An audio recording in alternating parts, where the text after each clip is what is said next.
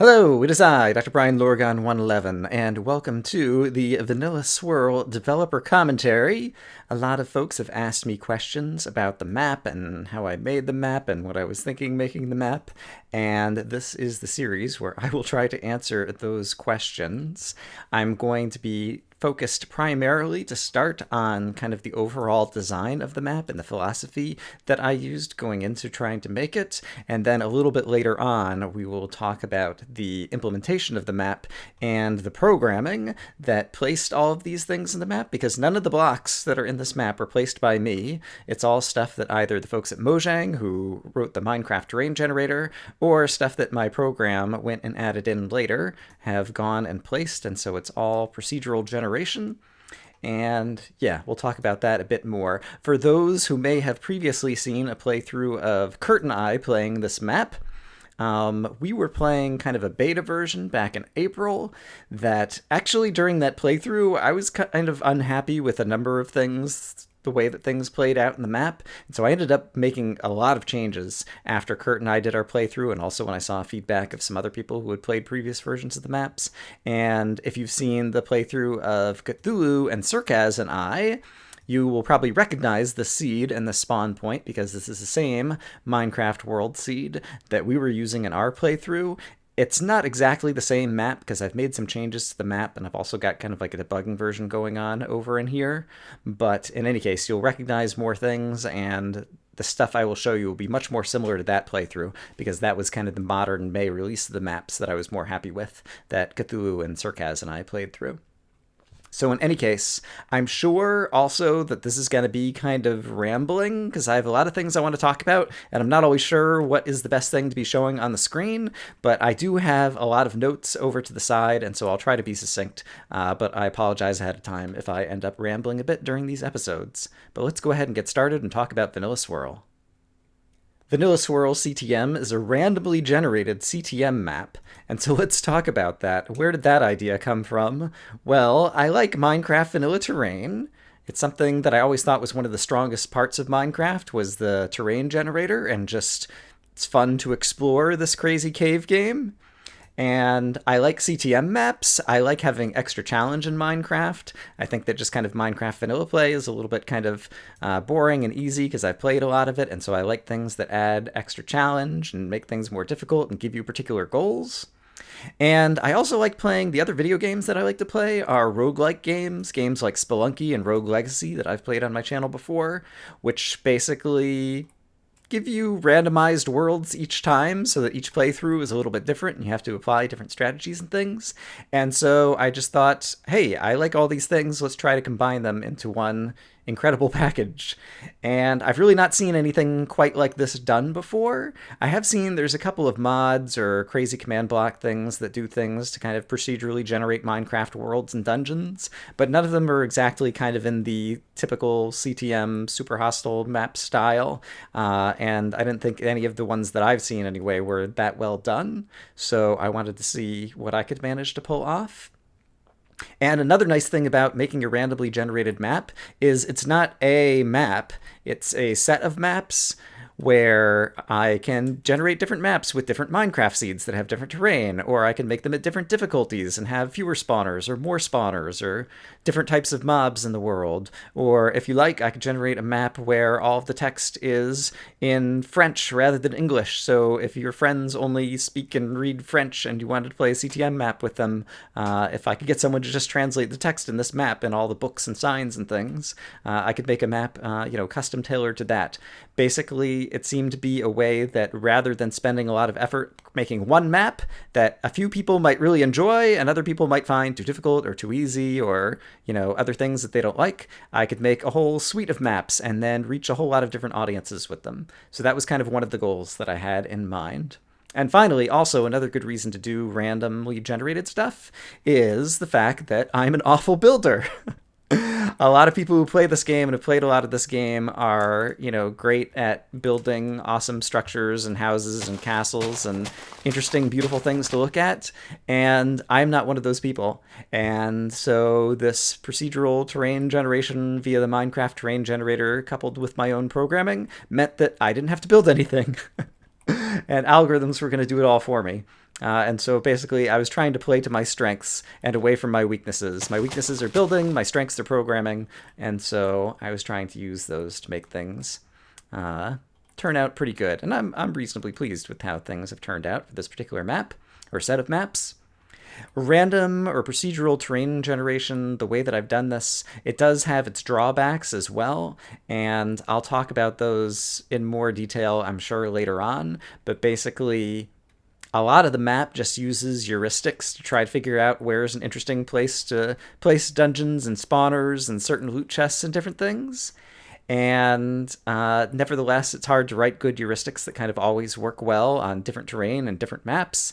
And so I've had to do a lot of curation, which is basically I generate a map and then I go in and I take a look at what my program generated. And sometimes it turns out good and sometimes it turns out bad. And you just throw that one away and try to learn from your mistakes and try to improve the algorithms. But as a result, that's kind of always an uphill battle, and all of the maps that I've published are ones that I've curated a bit and done a bit of playing through on each of the particular seeds and maps just to make sure that things seem to be going pretty well. But it's one of the challenges of doing this type of random or procedural generation is the fact that you're never sure exactly what your program's going to do because there's so many different inputs and randomizations, and so you have to kind of go in and double check the output of the program to make sure that it makes sense. In addition to the fact that these are randomly generated maps, they are also open world maps, which means unlike the typical CTM, where the most common thing is to have linear branching, where there's different intersections that then bring you to different areas, and each one's kind of self-contained.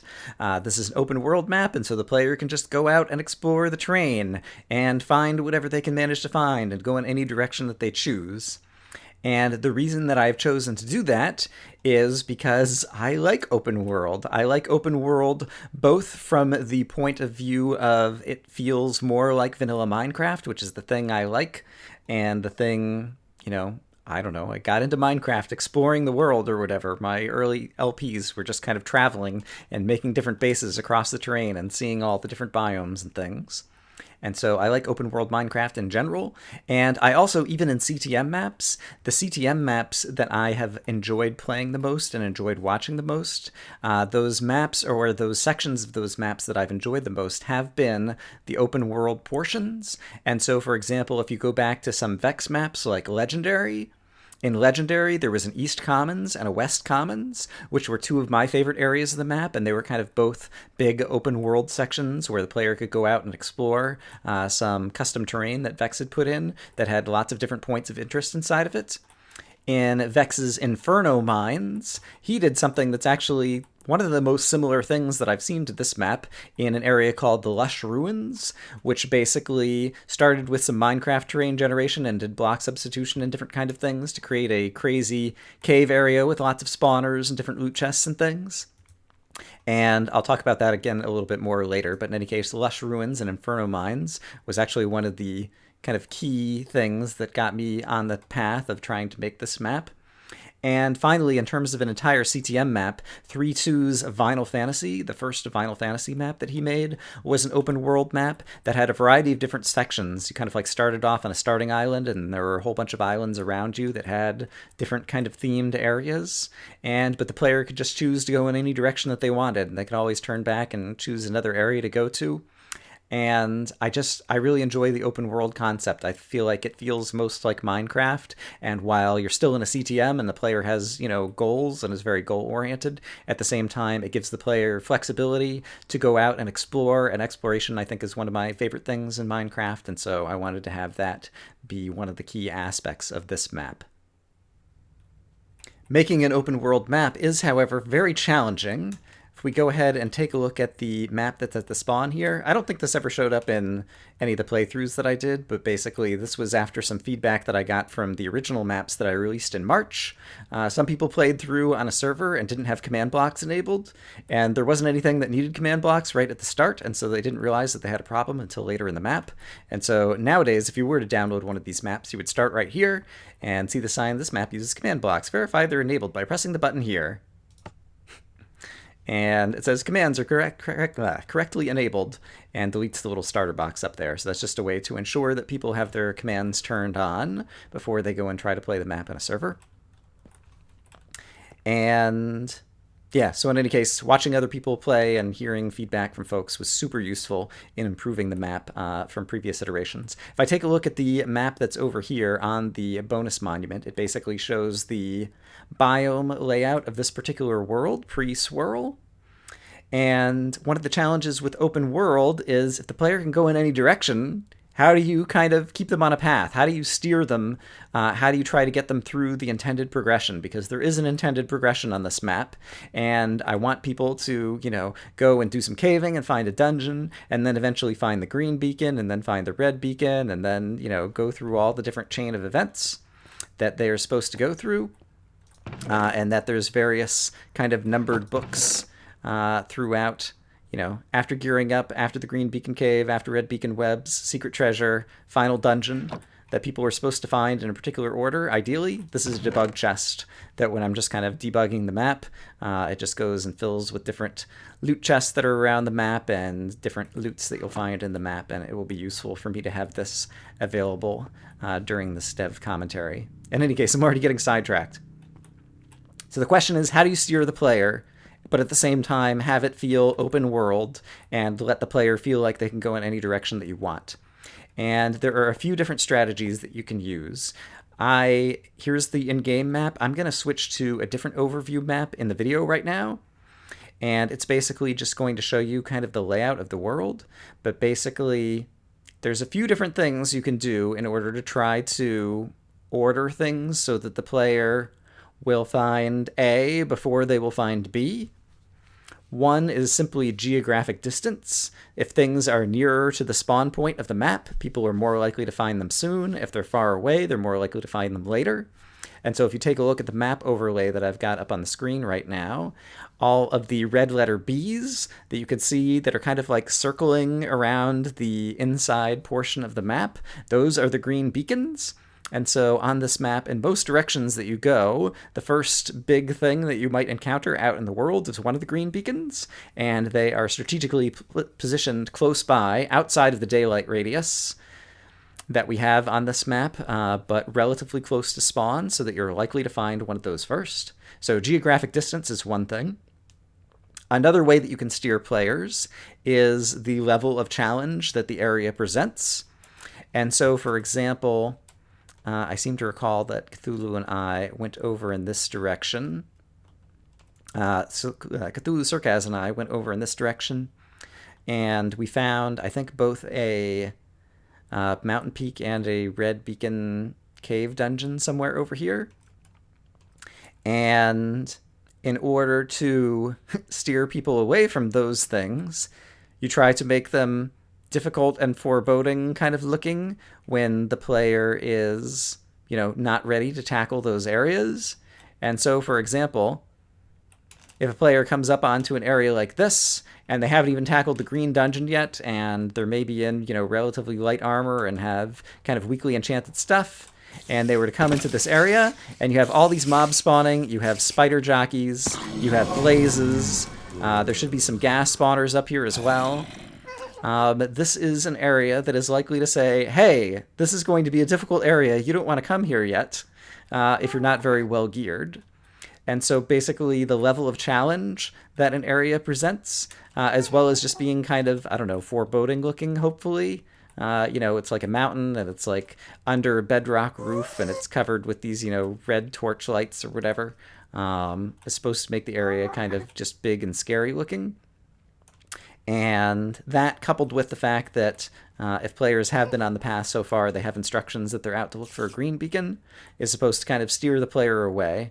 And so, in addition to geographic distance, there's just how challenging does the area look when a player first encounters it, and are they likely to think that they'll be able to conquer the area with the current amount of gear that they have, or do they think they're going to need to gear up more before they'll be ready to tackle that area?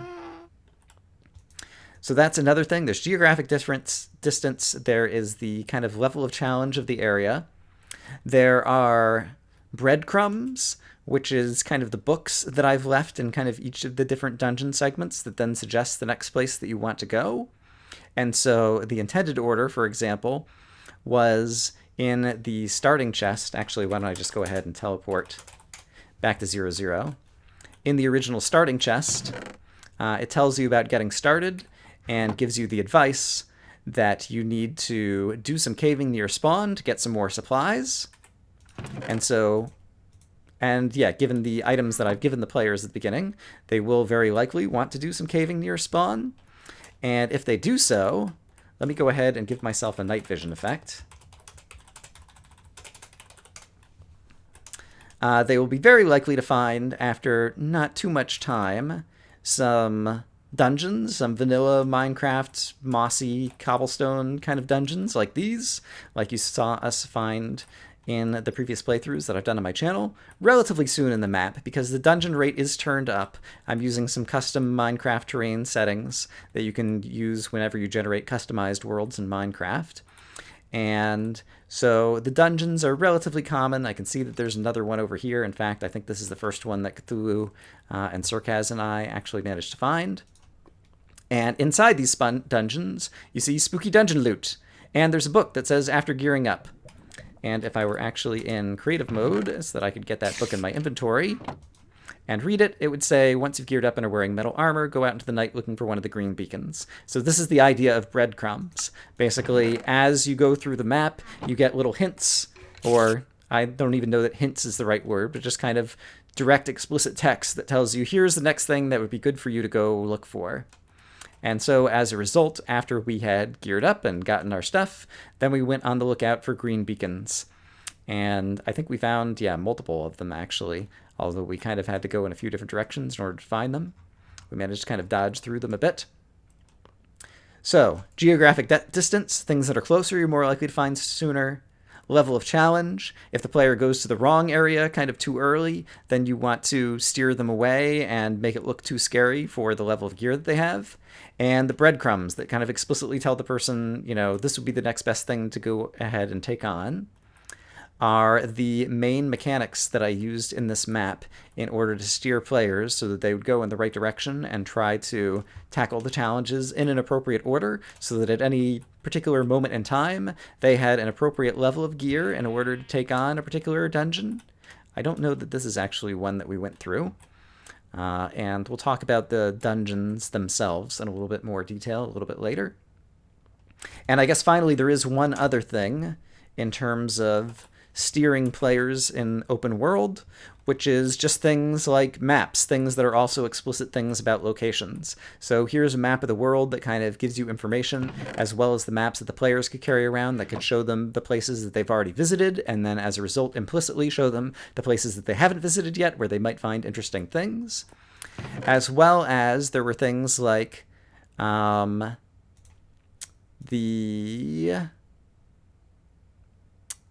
I guess the hidden treasure box.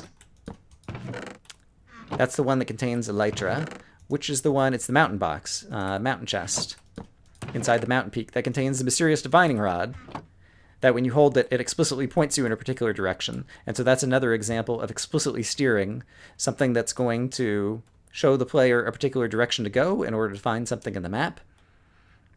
And so those are all the different things that I use to try to steer the player, while at the same time still trying to provide an open world feel, so the player feels like they can go in any direction they want. And even when they're looking for a green beacon, if they go north or south or west, it's still likely that they're going to find one, because there's multiple versions of those dungeons throughout the map that we saw in the map overlay earlier. There is the level of challenge, and so if you're not ready for an area and you walk up and all of a sudden gas and blazes start spawning, it'll cause you to maybe second guess and turn around and try to go somewhere else. And finally, command block mechanics and different item mechanics, such as the divining rod that I'm carrying now, that explicitly tell you, hey, you should go here, and finally reach this spot and dig here atop the mountain in order to find what it is you're looking for. And so those are all the different techniques that I use to try to steer the player. At the same time, it is the case that this is an open world map, and it's definitely possible for people to do sequence breaking, and I have seen it in some other people's playthroughs, as well as heard about it in feedback that people have given me on different versions of the maps. Some people didn't manage to find the red beacon before they found the mountaintop dungeon, for example. We saw already that there's one of each of those over here. And as a result, a number of people would take on the Mountain Peak dungeon before they took on the Red Cobweb dungeon. And as as a map maker, if you're going to go for open world, then you have to be fine with that, and I'm fine with that. This dungeon is intended to be harder. I'm not sure that it's actually harder than the Cobweb one, because the Cobweb one gives people a lot of trouble. But nevertheless, if you manage to conquer this one, you'll get some very good loot, and it would make it easier to go back and conquer this one afterwards.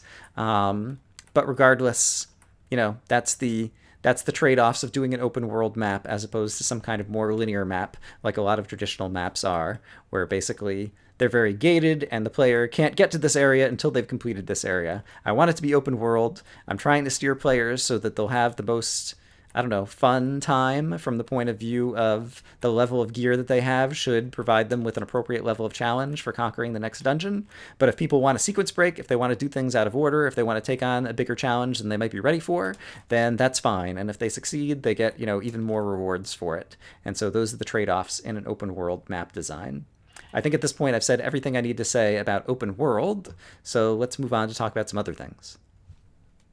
Next, let's talk about the pace of the map, I guess is a good description of it. Basically, what the gameplay is like at different phases of the map, and I feel like this map has 3 different phases. It starts things off very much like survival. I give you a few items in a starter chest, but there isn't just kind of loot hidden in chests everywhere. The player has to go and chop down a tree and make a wooden pickaxe and actually fight reasonably hard in order to get their hands on the first piece of cobblestone in order to upgrade into stone and then eventually metal tools. And that's just because I like Minecraft survival. I feel like even if you're doing a CTM map, I like it when the player has to kind of like earn their first pickaxe and their first wood and their first stone. And a lot of that, again, is probably coming from maps like Legendary, where a lot of the starter areas kind of force you to really work in order to get your hands on those materials. And Legendary is a map that I really like and appreciate, even though it's pretty old at this point. And so I wanted my map to start out like that, and so as a result, you have to chop down some trees in order to get your own wood and make your own tools, and as you go caving, you quickly discover that when things look like stone, you can see that they're actually monster eggs. If I go into survival mode, we can punch them and see that silverfish are going to come out. And also on the F3 screen, if I just happen to be hovering over on the right-hand side over here, it says that I'm looking at a Minecraft monster egg variant stone, for example. And so all the places where you see what appears to be smooth stone, it's actually monster eggs that contain silverfish. And so that makes stone hard to come by at the beginning of the map, which is exactly what I'm going for. And it's always fun to watch people as they discover that at the beginning, and also interesting to see how many silverfish blocks people will punch or open up before they finally get the idea that there isn't going to be any stone that they're going to find in any of those blocks in the map. So yeah, the beginning of the map is kind of fighting for survival. There's actually 5 different ways in the map that you can obtain your first cobblestone.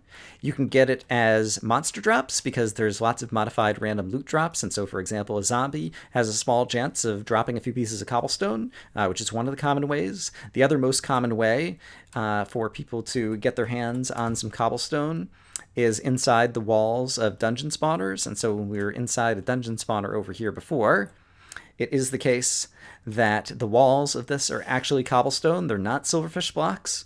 And so you could mine out the walls of the dungeon spawner in order to get your hands on some cobblestone. So that was another common way that people managed to get some cobblestone. A few folks that I've watched play the map thought of cobblestone generators, which is either if you could manage to get your hands on a bucket, which is something that you might get as a result of a mob drop, because a number of mobs do rarely drop buckets, or you might be able to get your hands on iron through various loot chests and dungeons or other ways. You could make your own cobblestone generator, or if you just happen to find some lava and some water that were relatively near to one another on the surface of the world, then you could just channel the water and the lava to come over together and make yourself a cobblestone generator that way.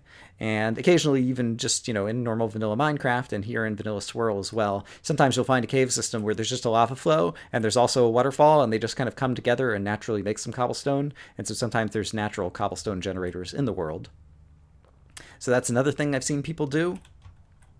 A fourth way to get your initial stone that I haven't seen anybody ever do, and it's very much kind of a function of what terrain is near you at the start of the map. But basically, if you go high enough up into the mountains, the stone up there is not all turned to andesite and silverfish like it is in other places in the map. And so, yeah, like right here, well, this is inside a mountain peak, and I actually do turn those into silverfish. But over here, for example, maybe? No, we're still not high enough here. In any case, there are some high mountains where there is stone at the top. And one of the reasons I did that, oh, I guess we actually have kind of seen it already when I was holding the divining rod in order to get to the location where the elytra chest is found. But basically up in that mountain, it's always going to lead you to the top of a very high mountain, and it's a place that you're supposed to dig in order to find the loot chest. And I didn't want people to have to dig through silverfish, because this was just kind of a, go fetch it kind of quest, as well as force you to explore more of the map that you might not have explored thus far kind of quest. And so over here, if we do go over here and dig down, is there going to be any stone here that we can see is not turned into silverfish?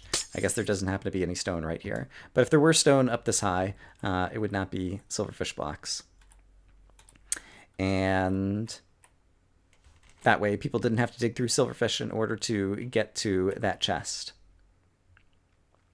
So that's the fourth way. And finally, the fifth way that I don't think I've seen anyone just kind of naturally stumble upon in their own playthrough, that you can get your first cobblestone in the map, is that it's often the case that you'll be able to get a silk touch pick relatively easily, both because silk touch books are found in various chests, loot chests throughout the world and the surface of the world, as well as in some of the dungeons, as well as you can occasionally get a silk touch pick as a drop, as a random mob drop from certain mobs.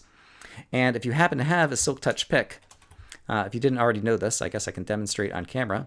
If you have a silk touch pick and you use it to mine up a monster egg, a silverfish block, then it is the case that you get back an actual stone block rather than a monster egg block, which means you can set it back down and mine it, and it will actually be cobblestone.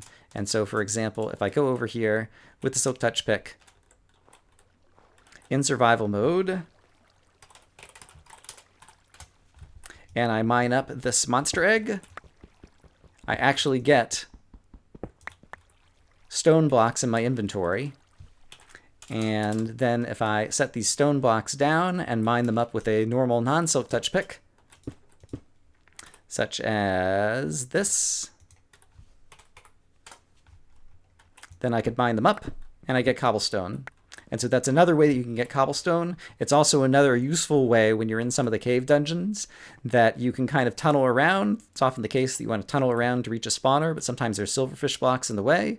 And knowing that you can use a silk touch pick in order to dig through the silverfish without actually causing the silverfish to come out of the box and attack you and have all kinds of horrible things happen is a valuable thing to know.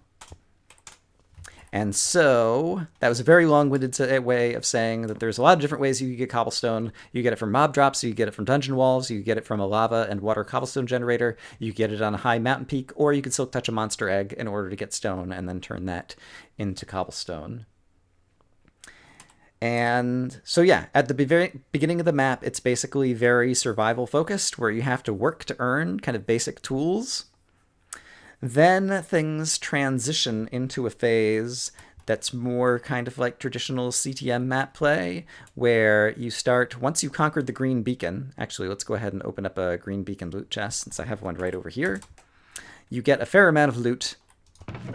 Green beacon cave loot is right here.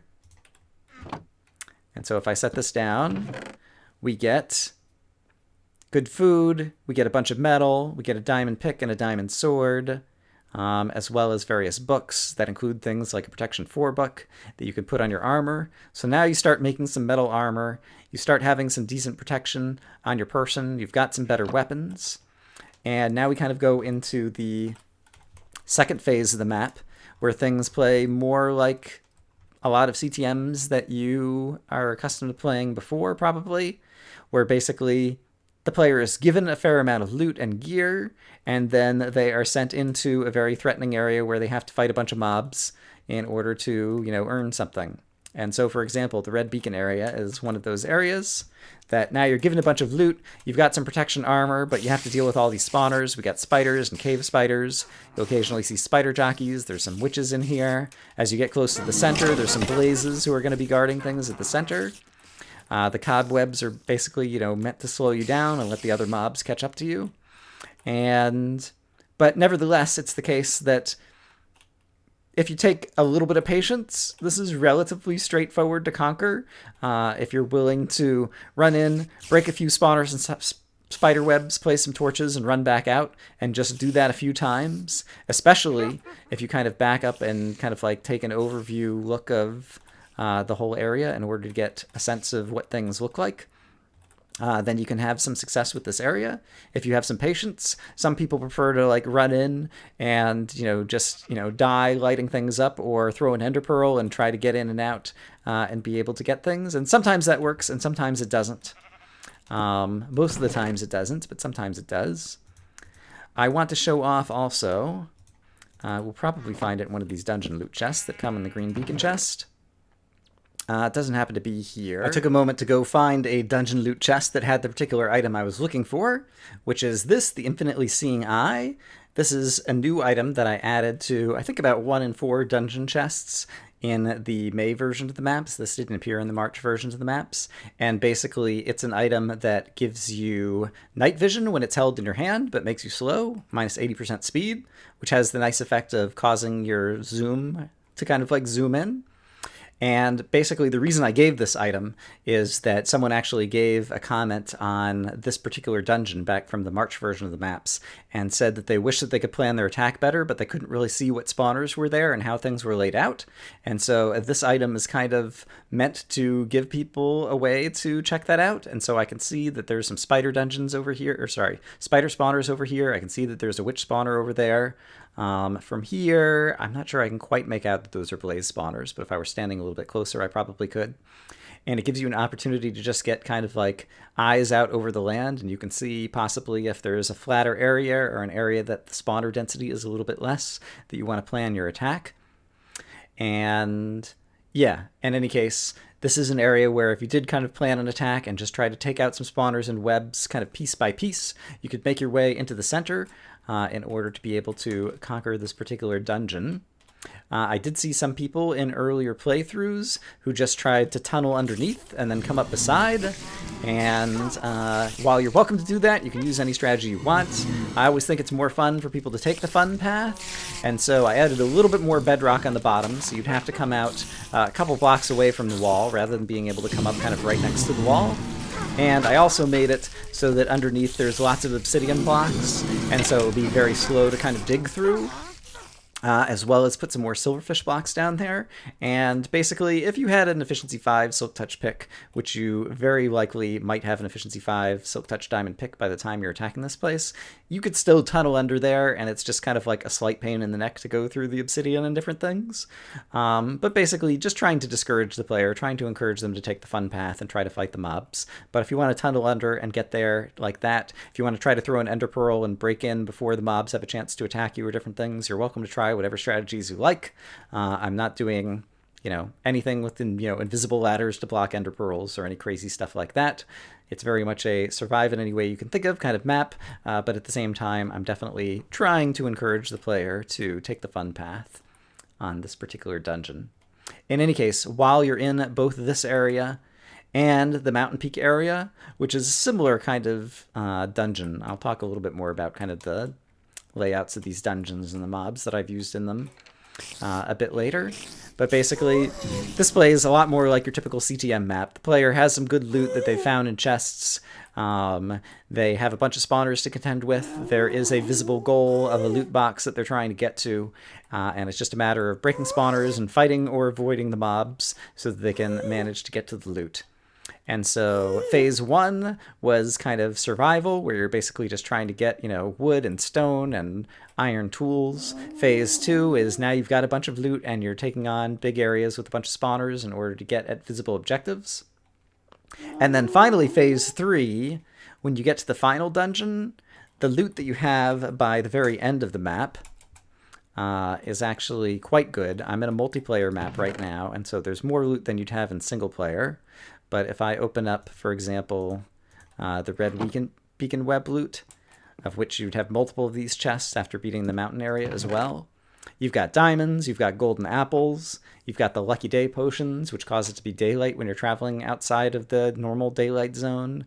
You've got plenty of experience, as well as lots of different books with awesome things like, sharpness 4 and 5, and mending, and projectile protection, and efficiency 5, and all these kind of things.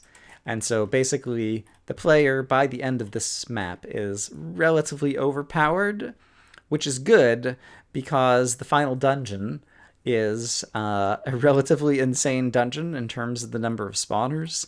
I guess we'll go fly through there really quickly. This is a different final purple dungeon than the one that Cthulhu and Circaz and I were playing through, but basically it's like the first cave dungeon, but you can see that there are lots and lots and lots of spawners hidden throughout the walls of this dungeon. And so if you get slowed down at all, which you are likely to do because at some point the mobs are going to slow you down, there's going to be a crazy insane number of mobs, but at the same time you're going to be very likely overpowered in terms of the armor and weaponry that you have. And so you just need to be persistent and kind of break through the spawners and occasionally tank a bunch of damage from some mobs in order to be able to finish things off and finally get to the loot box. And yeah, honestly, in terms of good criticisms of the map, I do think that this area and actually a number of areas are a little bit too spawner heavy. There's a bit too much spawner spam in the map, and the player is a little bit too overpowered by the end of the map.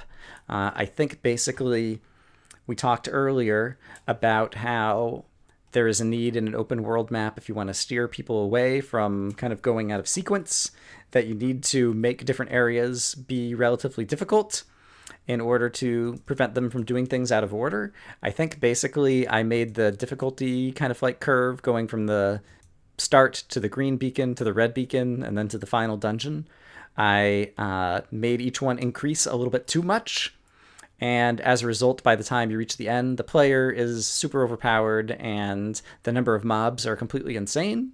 And so I think it would have been better to try to slow down the progression a bit. And it was mostly by virtue of the fact that when I was originally making things, I was trying to make sure that the red beacon would keep people away from doing things out of order. But I think I went a little bit too far there, and I should have been more willing to have people possibly do some things out of order and have some sequence breaking to get the trade-off of having players gearing up a little bit slower, and as a result needing fewer mobs to be the right appropriate amount of challenge for the amount of gear that the players have. So to sum up my description of the pace of the map, I feel like it comes in 3 phases. At the beginning, it's very much kind of claw your way for survival in order to get basic resources.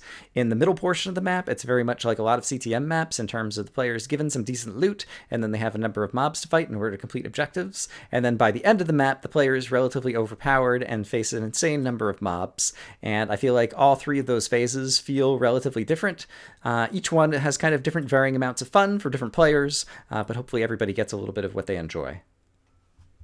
I think I've rambled enough for today. I talked about the fact that Vanilla Swirl is a randomly or procedurally generated map. I talked about open world concepts and the challenges that an open world map maker faces. And I talked about the pace of the map at different portions of the map. I have a lot of other topics I'd like to talk about with respect to Vanilla Swirl, but you will have to see them in the next video. So I hope as always that you guys are having a great day, and I'll see you again soon. Bye-bye.